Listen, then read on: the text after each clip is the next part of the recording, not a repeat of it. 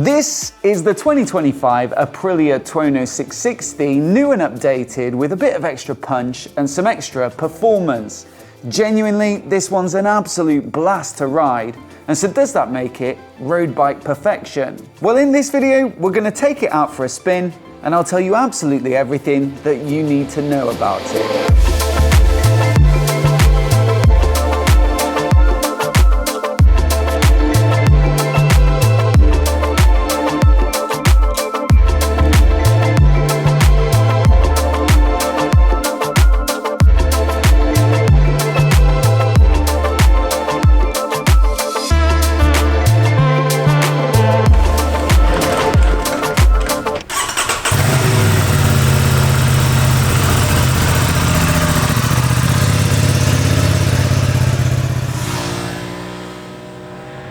Now personally, I'd say a good 50% at least of the entertainment that's on offer with this bike comes down to this brilliant 660 parallel twin. It loves to rev, so if you bang down a gear,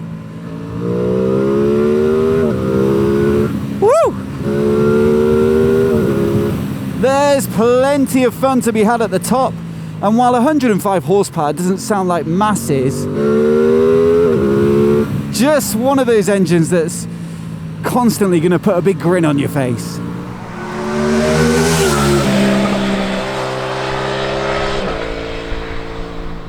When the pace drops a little bit and you're in the lower revs, well, being a 660, it's not massive, so there's not loads of grunt and torque down low. Peak torque is like 70 Newton meters up at 8,500 RPM.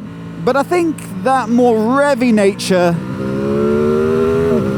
suits the chassis on this bike and I guess just gives it a bit of a sporty feel to riding it, and there's some satisfaction as well to getting your gears right all the time.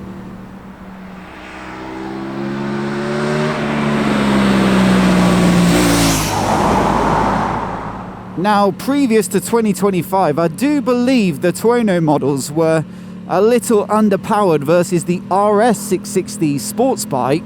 Peak power came in at 95, I think, which I guess would make it limitable down to A2 license compatibility. But I'm very glad to say, at least for this factory model, I'm not sure about the standard Tuono 660, but at least this one has the full 105 horses of the RS 660, and I think realistically there aren't going to be that many of these bikes sold to A2 license holders, and so for everyone else it's great news just to get that extra 10% up at the top.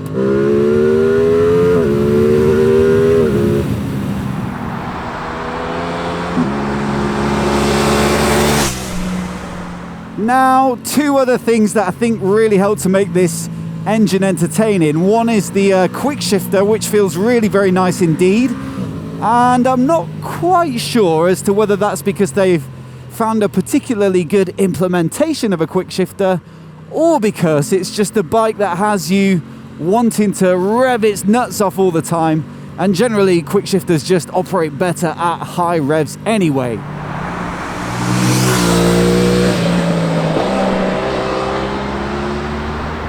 The other, I would say, is the sound. It's not particularly original, being a parallel twin with a 270-degree crank, but what it does have is a bit of induction sound to it. Let me crack my lid so you can hear it.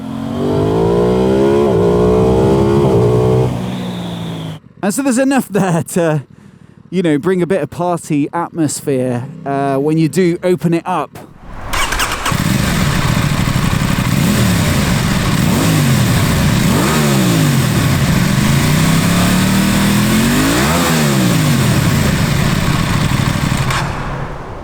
Now next up, this bike handles fantastically well, massively aided by a super slender curb weight of just 181 kilograms. It looks skinny when it stood still, and that definitely translates to how it feels on the road, with it never refusing to go where you want it. That said, at the same time, it doesn't feel skittish or unstable, so it's just a nice, easy bike to ride that can also get a proper lick on. There's a slightly tall feeling with the 820mm seat height as well, which I guess helps to give it some decent lean angle. But also I like that it feels like a proper sporty bike, as opposed to the more beginner-friendly stance of a lot of middleweight nakeds.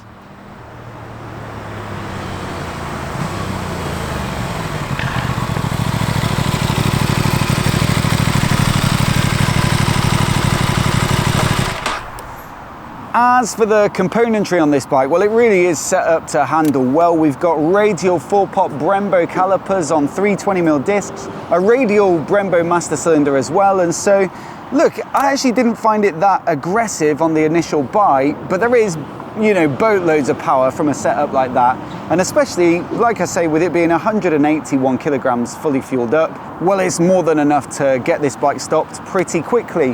One of the more bling updates, let's say, for 2025 is the suspension. It now gets Öhlins, both front and rear, with a 43mm NIX30 upside down fork. It's fully adjustable as well, and then an STX 46 shock, also fully adjustable at the rear. It gives you a very firm, sporty ride. Of course, you can adjust it as well, but I'd say definitely this is on the sharp, handling-focused end of the spectrum. It's not a bike that's necessarily set up for that cushy, cruising type riding, but to be honest, it goes perfectly hand in hand with the rest of the bike, and that's exactly what it's intended for.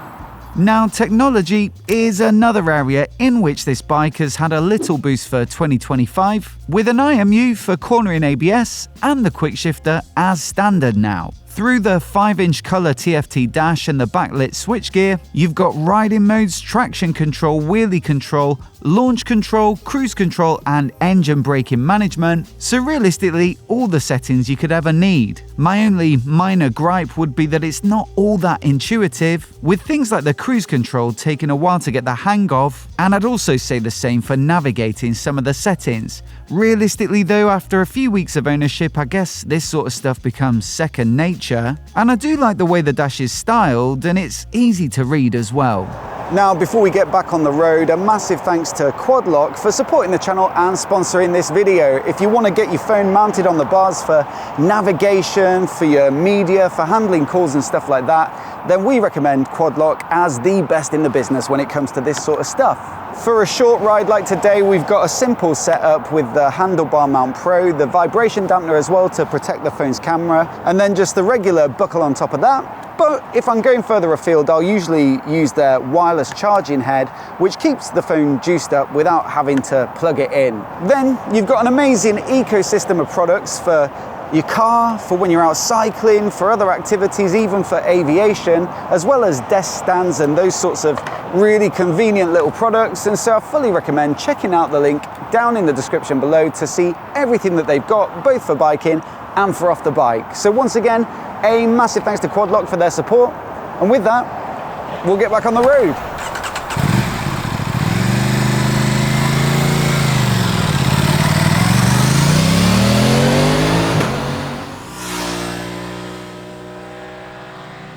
So look, is there much to dislike about this bike, or is it all fantastically good? Well, one thing I wouldn't say I get on with quite so well as the RS660 is the ergonomics. Some people I do think will prefer the flat, naked style bars, but what they haven't done is move the foot pegs to kind of compensate for the fact that your body is more upright. Generally, some manufacturers will move the pegs forward and a little bit down perhaps, and sort of rotate the rider around the saddle as the sort of center of it. But on this bike, you've got a very sporty peg position and then fairly upright bars, and I kind of feel like I just want to be an inch or two further forward, like the bars on the RS660, which feels more natural, I think, as a combination in terms of the rider triangle. So for me, personally, I think I'd probably pick the RS660 over this for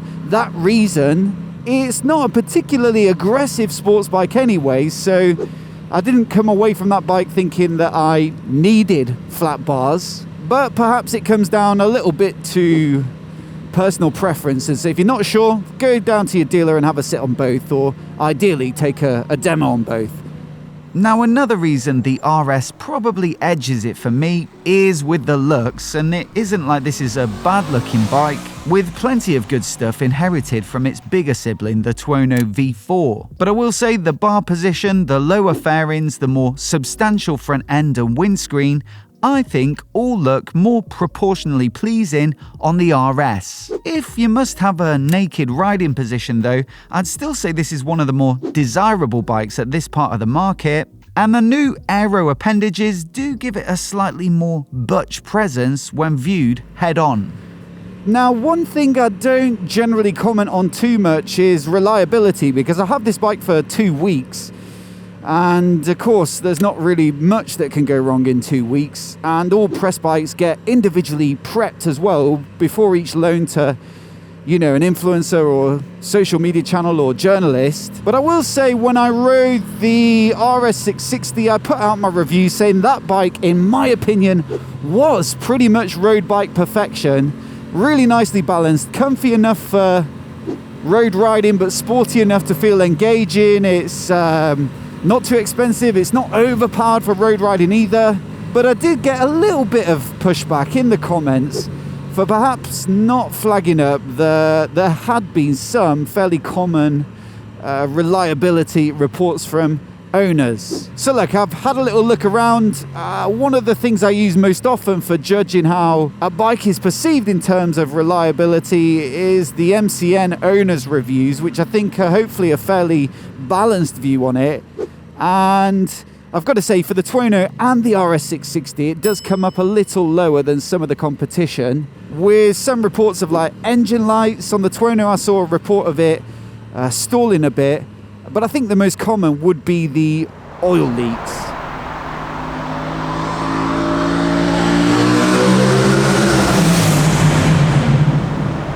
Now, maybe they have solved this one for 2025. It's probably something they've looked at if they're getting a lot of reports of that. And so it's hard to say until these new bikes have been on the road for some time as to whether those issues have been addressed. And I guess also the previous gen was kind of the first generation of this bike, so maybe you will get a few teething issues. But yeah, one to look into if you're thinking of buying one used, and do your own research and make your own mind up on that one.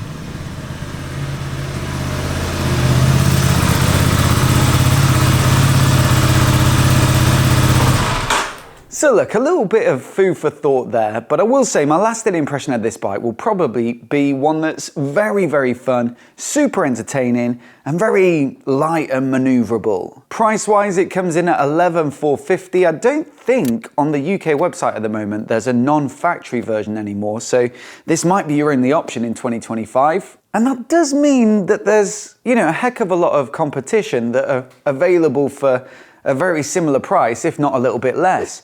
Definitely the Street Triple from Triumph is a strong competitor, the MT-09 from Yamaha, obviously the CB1000 Hornet and SP from Honda, and it's even fairly similar money to a Ducati Monster, and Ducatis do tend to be on the slightly expensive side. So is there anything about the Tuono 660 that will make it the bike you want to choose out of that wide selection? Well, I'd say if you like the Aprilia image and looks, if you like a particularly lightweight bike, if you want great suspension for the money, and also this eager, revvy engine that makes it a blast to ride, then this, I guess, could be the bike for you. And so definitely head down to your local dealer and swing a leg over one to see just how much you enjoy it. I'm sure you're gonna have a pretty good time.